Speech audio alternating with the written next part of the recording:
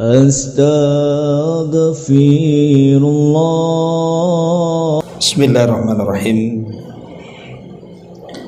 Assalamualaikum warahmatullahi wabarakatuh. Alhamdulillah wassalatu wassalamu ala Rasulillah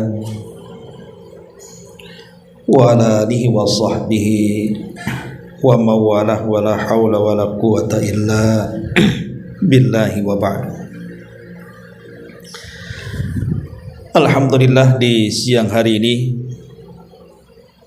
kita bisa berkumpul kembali di Yayasan Rufaidah, dan kita akan melanjutkan kajian kita masih membahas kitab Bahjah Qulubil Abrar, membahas tentang kalam singkat dari Nabi sallallahu alaihi wasallam, namun syarat dengan makna dan pelajaran. Dan kita sudah masuki pada halaman ke-73. Sifat daripada qanaah. Baik, kita akan baca hadisnya baru kita jelaskan.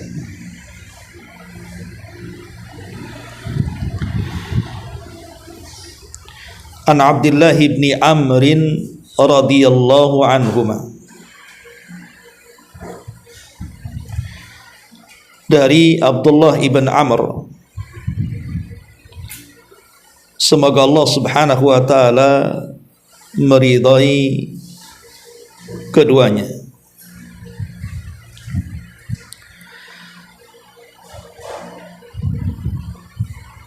Qala Rasulullah sallallahu alaihi wasallam, qad aflaha man aslama wa ruzika kafafan wa qanna'ahu Allahu bima atah. Rawahu Muslim. Dari Abdullah ibn Amr radhiyallahu anhuma, beliau berkata, dan Abdullah ibn Amr ini adalah sahabat yang banyak menulis hadis Nabi sallallahu alaihi wasallam. Beda dengan Abu Hurairah. Kalau Abu Hurairah menghafal dan tidak ada yang menjangkau hafalan Abu Hurairah. Tapi Abdullah ibn Amr ibn As ini menulis dan tidak ada yang menjangkau tulisan hadis dari Abdullah ibn Amr ibn As radhiyallahu anhu ini, sehingga dia dinobatkan sahabat yang paling banyak menulis riwayat dari Nabi sallallahu alaihi wasallam. Bahkan dikenal Abdullah ibn Amr ini rajin salat malam, rajin puasa sunnah, dan rajin membaca Al-Quran dan menghatamkannya. Lah Abdullah ibn Amr ibn As radhiyallahu anhuma, dia berkata, Nabi sallallahu alaihi wasallam bersabda, sungguh beruntung orang-orang yang telah masuk Islam, diberikan rizki yang cukup, dan Allah menjadikannya merasa puas dengan anugerah yang diberikan kepadanya, alias qanaah. Ma'asyiral muslimat yang dimuliakan Allah subhanahu wa ta'ala, hadis ini bicara tentang sifat dari sifat-sifat orang yang beriman. Apa itu sifat qanaah? Qanaah artinya merasa cukup dengan pemberian Allah,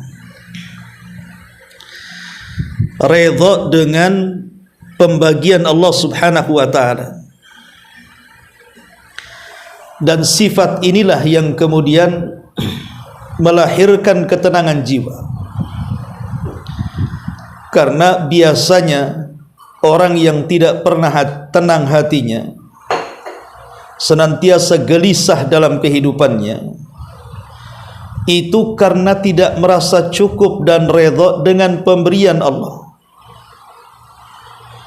sehingga berakhir dengan membanding-bandingkan dirinya dengan pemberian yang Allah berikan kepada orang lain. Kenapa si fulan kaya, kenapa saya tidak? Kenapa si fulan sehat, kenapa saya sakit terus? Kenapa anak-anak si fulan cerdas-cerdas, kenapa anak saya bego? Kenapa dan kenapa? Orang yang tidak qanaah itu akan terus berkata seperti itu. Kenapa saya begini, kenapa si anu begitu? Hatinya tidak akan pernah tenang. Dan biasanya orang yang tidak qanaah itu ujungnya menjadi hasad. Dan hasad melahirkan kedengkian yang berakhir dengan permusuhan. Makanya kalau orang yakin dengan takdir Allah Subhanahu wa taala, bahwa ketika Allah Subhanahu wa taala memberikan rizki kepada kita sesuai dengan maslahat yang ada pada diri kita. Allah kan yang menciptakan kita, Allah tahu maslahat kita. Maka orang yang yakin dengan takdir Allah Subhanahu wa taala, pasti dia orang yang paling qanaah. Karena dia yakin apapun yang Allah Subhanahu wa taala berikan kepadanya, sedikit ataupun banyak, itu demi kebaikan kita. Apakah Allah Subhanahu wa taala memberikan nikmat atau ujian, itu demi kebaikan kita. Bukan berarti kalau Allah memberikan banyak rizki tanda Allah sayang kepada kita, ataupun kalau Allah menahan rizkinya tanda Allah benci kepada kita. Bukan. Tidak ada kamus seperti itu dari kamus kaum muslimin. Tetapi seorang muslim yakin kalau itu sebuah nikmat, maka dia harus mensyukuri nikmat itu. Dan kalau dia dalam bentuk ujian, berarti Allah mengharap kesabaran kita untuk menguji apakah keimanan kita kokoh ataukah tidak. Ma'asyiral muslimat yang dimuliakan Allah Subhanahu wa taala, qanaah ini, rela atau redha dengan pemberian yang Allah anugerahkan kepada kita, adalah akhlak yang penuh dengan keistimewaan. Apa saja keutamaannya? Pertama, qanaah ini menyebabkan seseorang akan diberikan keberuntungan dunia dia dan akhirat dia. Berdasarkan hadis ini, Nabi mengatakan, qad aflah, sungguh beruntung orang-orang yang qanaah itu. Makanya Anas ibn Malik radhiyallahu anhu meriwayatkan sebuah hadis. Kata Nabi sallallahu alaihi wasallam, laisal ghina an kathratil ardi. Bukanlah kekayaan itu orang yang banyak hartanya, walakinnal ghina ghina nafsi. Tapi sebenarnya orang kaya itu adalah orang yang penuh kekayaan dalam hatinya. Orang yang penuh kekayaan dalam hatinya artinya orang yang tidak pernah mengeluh dalam kehidupannya. Asal satu hari itu badannya sehat, asal satu hari itu dia mendapatkan makan dan minumnya, asal dalam satu hari itu dia mendapatkan keamanan dia dan keluarganya, maka itu sudah dianggap kaya. Ini yang pertama. Yang kedua, orang yang memiliki sifat qanaah itu menyebabkan kecintaan Allah Subhanahu wa taala kepada kita, bahkan menyebabkan kecintaan manusia kepada kita.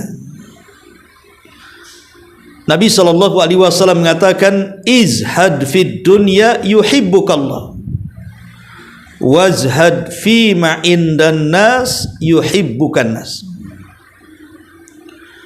Zuhudlah dalam dunia ini artinya qanaah,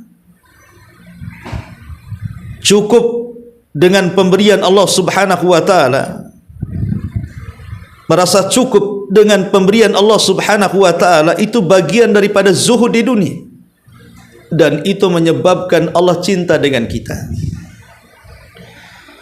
Karena orang yang tidak zuhud alias tidak qanaah, pasti Allah akan membencinya.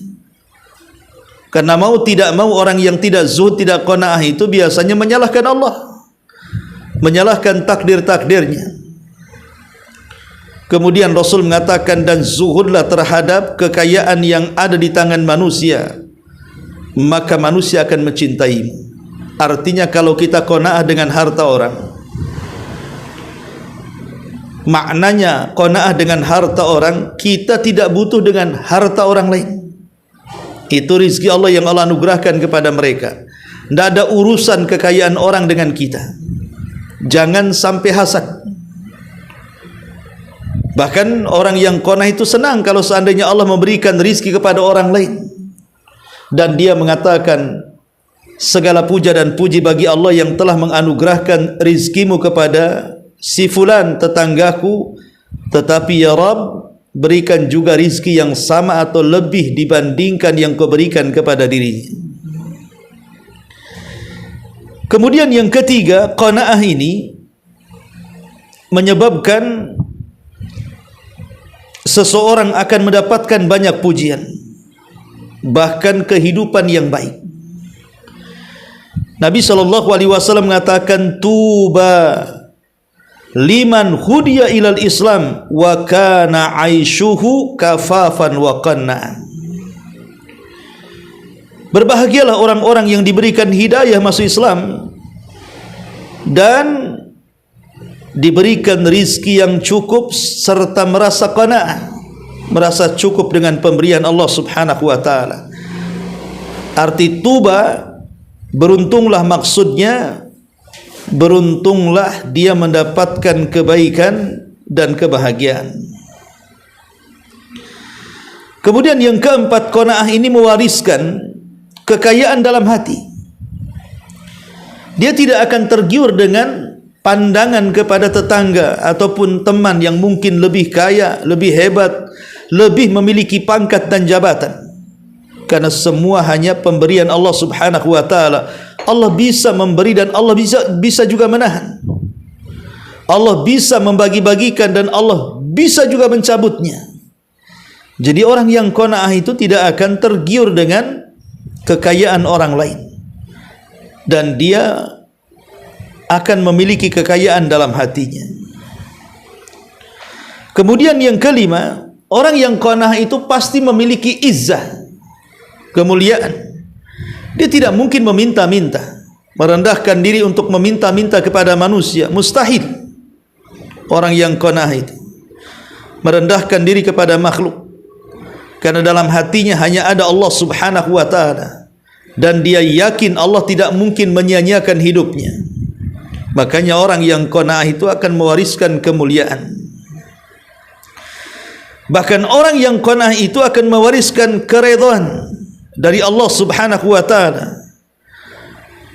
Kan Nabi SAW mengatakan, inna idhamal jaza ma idhamil bala, wa inna Allah idza ahabba qauman ibtalahum, faman radiya falahu ridha wa man sakhita falahu suhtu. Kata Nabi SAW, besarnya balasan itu ditentukan besarnya cobaan. Dan sesungguhnya Allah kalau cinta dengan sebuah kaum, Allah akan menguji kaum itu. Kalau kaum itu redha dengan ujiannya, maka Allah senang kepadanya. Tapi kalau kaum yang diuji itu tidak redha dengan ujian, Allah pun murka kepadanya. Lihat bagaimana Nabi SAW mengatakan, orang yang qanaah itu akan mendapatkan redha Allah Subhanahu wa taala. Kemudian juga yang nomor 7, bahwa orang yang qanaah itu biasanya menjadi hamba yang selalu bersyukur. Jadi orang yang qanaah itu biasanya menjadi orang yang paling bersyukur akan nikmat Allah Subhanahu wa taala. Nabi SAW pernah mengatakan di hadapan Abu Hurairah radhiyallahu an, "Ya Abu Hurairah, kun wari'an takun a'badan nas, wa kun qana'an takun ashkaran nas." Wahai Abu Hurairah, jadilah orang wara, sebab orang wara itu orang yang paling beribadah kepada Allah dari kalangan manusia. Dan jadilah orang yang qanaah, karena sesungguhnya orang yang qanaah adalah orang yang paling bersyukur akan nikmat yang Allah anugerahkan kepadanya. Bagaimana tidak bersyukur orang qanaah itu? Orang yang redha dengan pemberian. Sedikit ya dia mengatakan alhamdulillah ala kulli hal, banyak pun dia mengatakan alhamdulillahilladzi bi ni'matihi tatimmus shalihat. Dua-duanya baik. Sedikit baik, banyak juga baik. Ataupun dalam bentuk nikmat juga dirasa baik, dalam bentuk ujian pun tetap dianggap baik. Karena dalam bentuk nikmat dia bisa mengambil pahala dengan syukur, dalam bentuk ujian dia bisa mengambil pahala dengan sabar, dan dua-duanya baik bagi orang yang qanaah. Kemudian yang nomor 8, orang yang qanaah ini biasanya akan mendapatkan keberkahan dalam rizki. Karena biasanya orang yang qanaah itu pasti dia akan mengambil rizki dengan cara yang halal. Tidak mungkin dia akan menyikut saudaranya untuk mengambil rizki saudaranya. Orang yang qanaah tidak mungkin sikut kanan kiri, sundul atas injak bawah untuk mengambil harta kekayaan orang dengan cara yang curang dan culas, mustahil. Makanya orang yang qanaah itu biasanya hartanya berkah. Hartanya penuh dengan keberkahan dari Allah Subhanahu wa taala. Ma'asyiral muslimat yang dimuliakan Allah Subhanahu wa taala, tapi sebaliknya, kalau orang jauh dari sifat ini, Bu, biasanya orang yang tidak qanaah itu tidak berkah hidupnya. Karena cenderung hasad, cenderung memperkaya diri tanpa tahu dari mana dia dapatkan rizki itu, apakah dari halal ataukah dari haram. Karena tidak pernah puas dengan pemberian Allah, sehingga dia akan terus menerus mencari rizki tanpa melihat asalnya, halalkah haramkah, sehingga jatuh kepada perbuatan maksiat dan hilangnya berkah. Bahkan orang yang tidak qanaah itu memancing kemurkaan Allah, memancing kemurkaan Allah Subhanahu wa ta'ala. Dan orang yang tidak qanaah itu memancing al-wa'idus syadid, ancaman yang keras. Sebagaimana Nabi SAW mengatakan, man sa'alan nas amwalahum takatsuran fa innama yas'al jamran falyastakil aw liyastakthir. Orang yang suka meminta-minta harta manusia hanya untuk memperbanyak kekayaannya atau menumpuk-numpuk dunianya, maka hakikatnya dia telah meminta bara api dari neraka. Silakan memperbanyak, menyedikitkan bara api atau memperbanyak bara api, kata Nabi. Karena orang yang tidak puas dengan pemberian akhirnya menjadi peminta-minta, bahkan lebih daripada itu menjadi penipu, bahkan lebih daripada itu menjadi koruptor, dan begitu seterusnya. Sementara Nabi SAW mengancam di sini. Dan biasanya orang yang tidak qanaah itu tidak punya perasaan takut kepada Allah Subhanahu wa taala. Padahal Nabi SAW itu tidak takut umatnya karena sebuah kefakiran. Bukankah Rasul yang mengatakan, aku tidak takut kalian itu ditimpa kefakiran? Kata Nabi SAW, wallahi mal faqru ahsya alaikum. Demi Allah, kefakiran bukan aku takutkan terjangkit kepada umatku, walakin ahsya an tubsatad dunya kama busitat ala man kana qablakum. Yang aku takutkan kalau seandainya dunia itu menimpa kalian sebagaimana menimpa umat sebelum kalian. Fatanafasuha kana kama tanafasal ladzina min qablikum fatuhlikakum kama ahlakathum. Kemudian kalian berlomba-lomba mengejar dunia, meninggalkan akhirat sebagaimana umat dulu mengejar dunia dan meninggalkan akhirat. Akhirnya Allah hancurkan kalian sebagaimana Allah telah menghancurkan umat sebelum kalian. Lihat Nabi SAW mengatakan, bukanlah kefakiran yang aku takutkan. Karena orang yang qanaah itu tidak takut dengan kefakiran. Orang yang qanaah itu tidak takut dengan kemiskinan. Karena sefakir-fakir manusia, semiskin-miskin manusia itu ada rizkinya yang tidak mungkin salah alamat dan tidak mungkin disempurnakan sebelum kematiannya.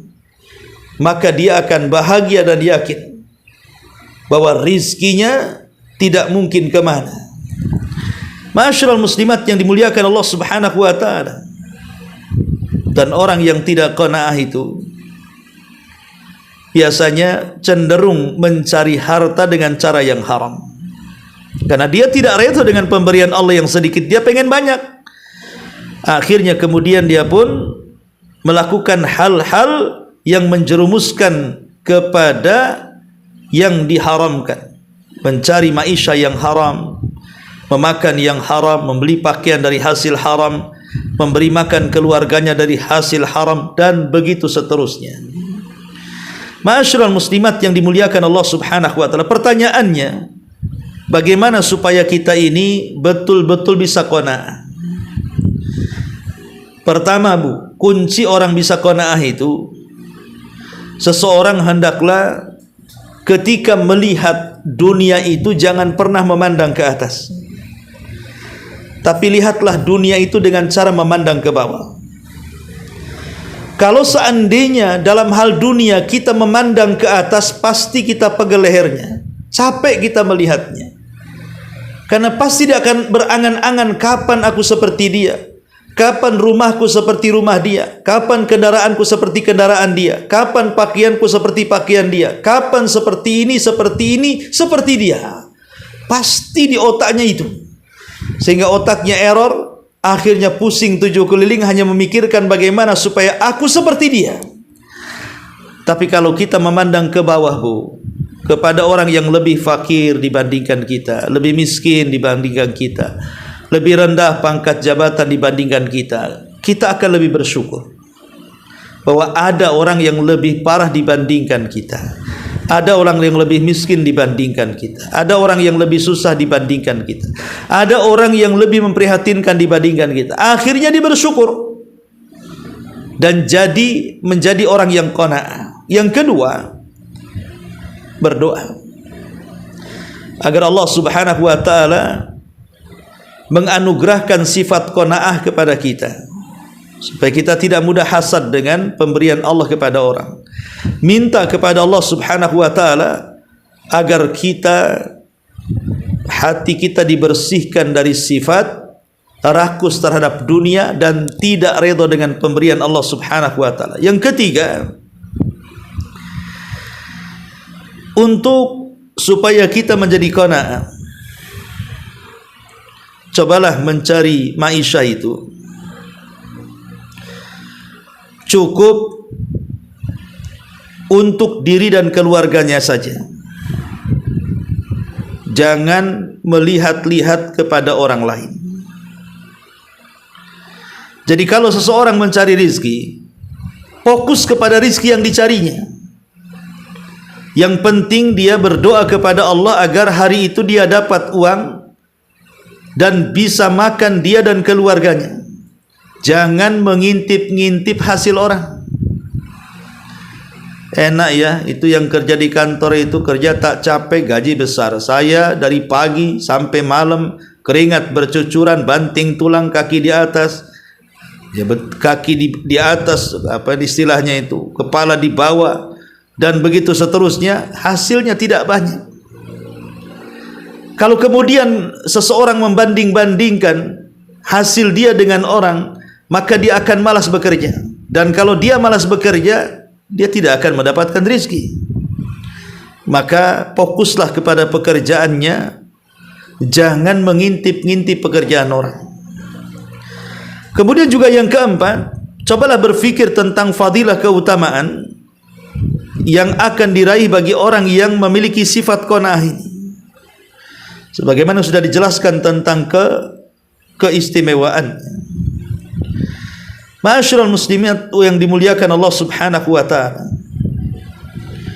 Disebutkan dalam sebuah riwayat dari Aisyah radhiyallahu anha, kata Nabi sallallahu alaihi wasallam, "Syabi'a alu Muhammadin mundu qadimal madinata min ta'ami burri thalathi layalin tiba'an hatta qubidha."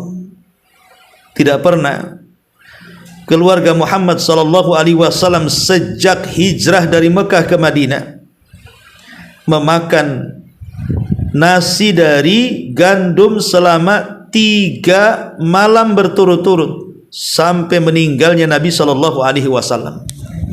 Lihat, kehidupan Nabi sallallahu alaihi wasallam saja sangat memprihatinkan. Bahkan Aisyah pernah mengatakan bahwa Nabi sallallahu alaihi wasallam atau dapur Nabi SAW tidak pernah mengepul asap selama 3 bulan berturut-turut. Yang dimakan hanya kurma kering dan juga air mineral. Itulah kondisi Rasul yang qana'ah, sayyidul qana'ah, pemimpinnya qana'ah. Hidupnya susah. Tapi Nabi SAW mengajarkan kepada keluarganya bahwa qana'ah itu sangat melezatkan, membahagiakan. Karena tidak ada kepikiran terikat dengan dunia. Ma'asyiral muslimat yang dimuliakan Allah Azza wa Jalla, bahkan Hasan Al-Basri rahimahullahu taala, dia pernah masuk ke rumah istri si Nabi SAW di zaman Khalifah Utsman ibn Affan radhiyallahu an. Kemudian, sampai aku mampu menyentuh atap rumah istri si Nabi SAW. Saking pendeknya rumahnya, saking sempitnya, sehingga Hasan Al-Basri, seorang pemimpin tabi'in, menggambarkan betapa sederhananya rumah istri si Nabi sallallahu alaihi wasallam. Ma'asyiral muslimat yang dimuliakan Allah Subhanahu wa taala, bahkan kasurnya Rasul saja dari kulit. Bahkan Nabi SAW ketika meninggal tidak meninggalkan banyak harta. Kalaupun meninggalkan banyak harta, diwariskan kepada umatnya. Dari sini kita tahu bahwa sifat qanaah ini, Bu, adalah sifat yang sangat mulia. Kalau orang tersifati dengan sifat ini, yakin pasti bahagia, yakin pasti akan tenang dalam hidupnya. Kenapa? Karena hatinya tidak tersibukkan dengan dunia. Dia mengambil dunia itu secukupnya saja. Mali walid dunya, kata Rasul. Apa urusanku dengan dunia? Dunia ini hanya sebatas bekal bagi seorang musafir, kemudian duduk di bawah pohon, kemudian meninggalkan begitu saja. Jadi dunia ini ada batasnya. Imma dunia meninggalkan kita atau kita yang meninggalkan dunia. Ma'asyiral muslimat yang dimuliakan Allah Azza wa Jalla, ini sebagai muqaddimah. Baik, kita akan baca syarah daripada pengarang. Perhatikan bukunya. Setelah kemudian pengarang membawakan hadis tentang keutamaan qanaah, kata beliau, Nabi SAW menetapkan adanya keberuntungan bagi orang-orang yang terkumpul padanya sifat qanaah. Sifat qanaah.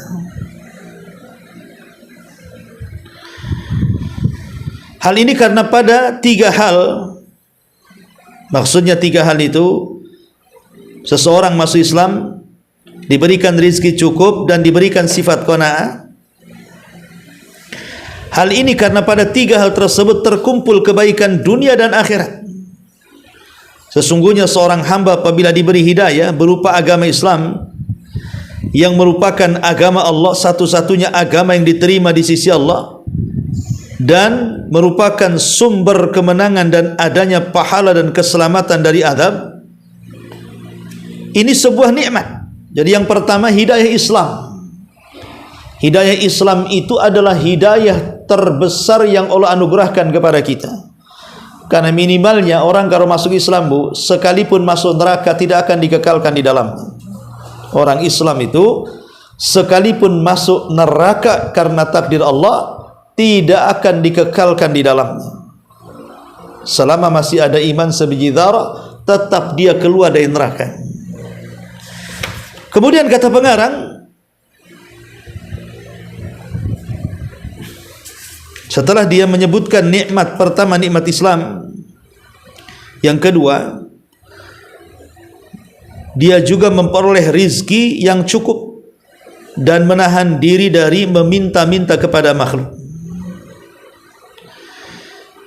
Dan ini adalah hidayah atau nikmat yang kedua. Allah berikan rizki yang cukup kepada kita. Tidak harus kaya, yang penting cukup. Hari itu dia selamat, hari itu bisa makan, hari itu dia tidak takut dan begitu seterusnya, maka itu sudah cukup bagi dia. Itu kebahagiaan yang luar biasa,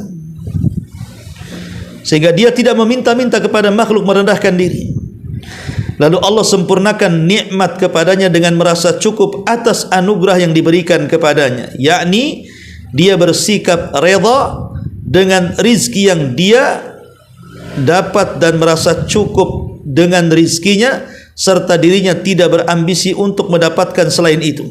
Ketika itu sungguh dia telah memperoleh kebaikan dunia akhirat. Karena begini Bu, sekalipun seseorang itu kemudian hasad kepada tetangganya, kenapa tetangganya rumahnya bagus, kenapa rumah saya tidak? Kenapa kendaraan tetangga lebih mewah, kenapa saya tidak memiliki seperti itu? Dan begitu seterusnya, nggak ada gunanya Bu.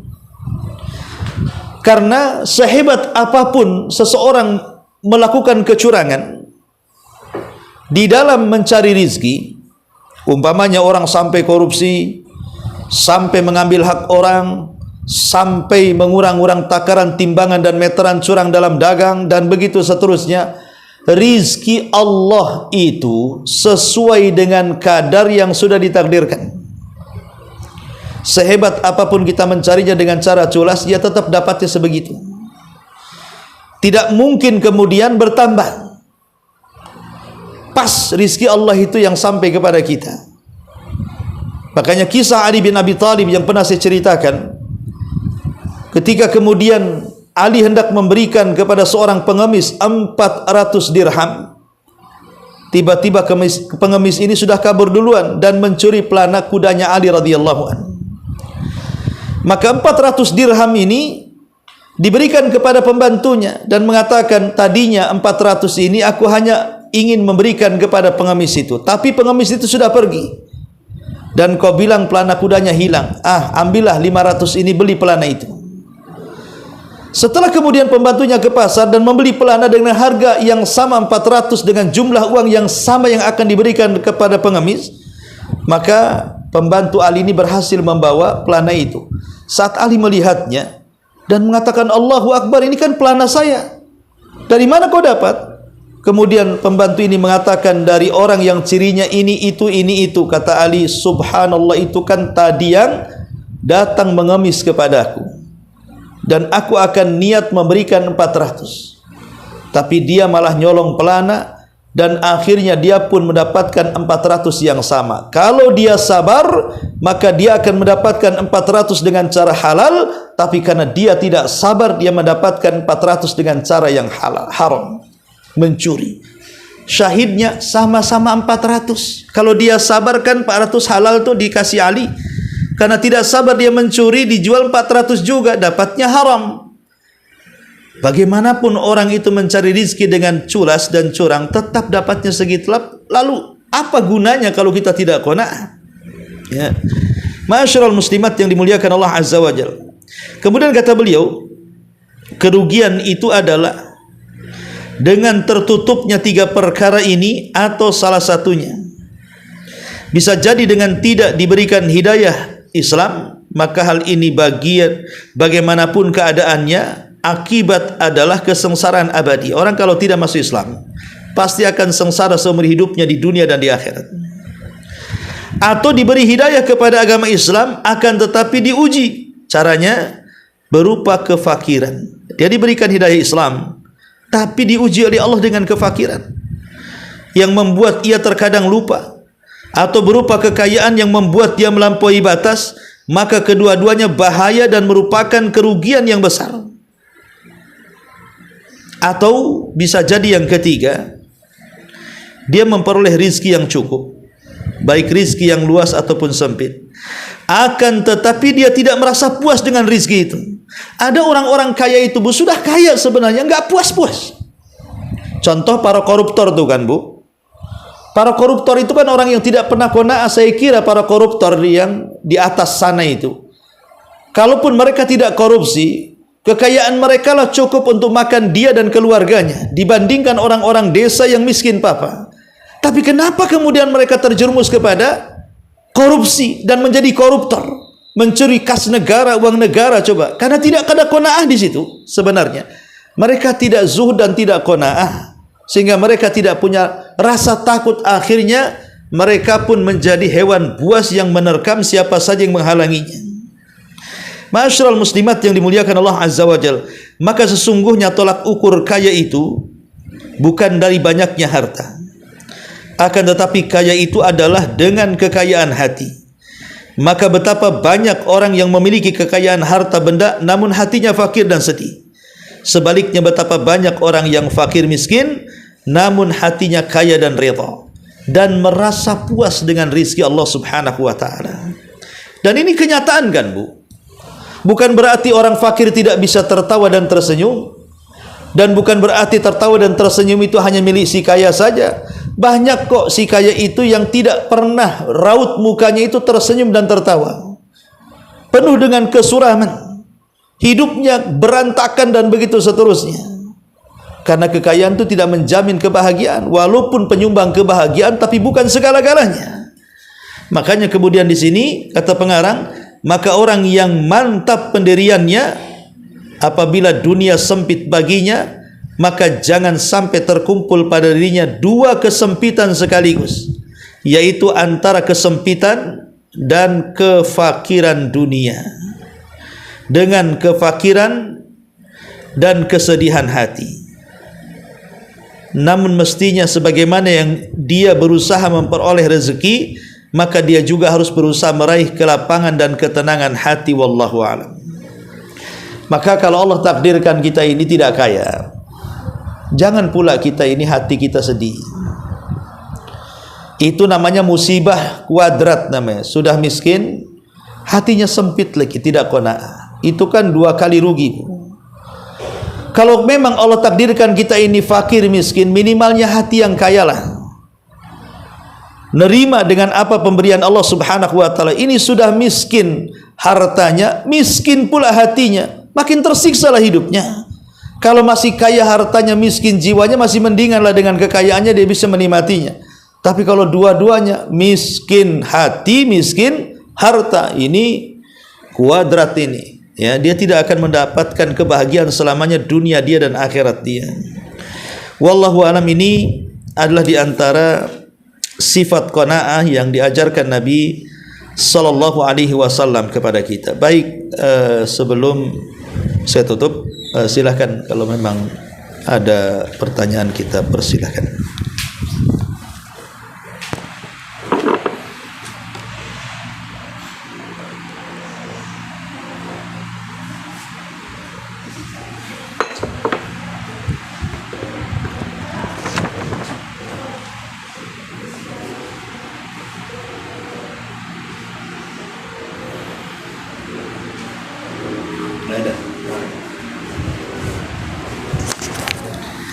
Baik, kalau tidak ada, kita tutup dengan doa kafaratul majlis.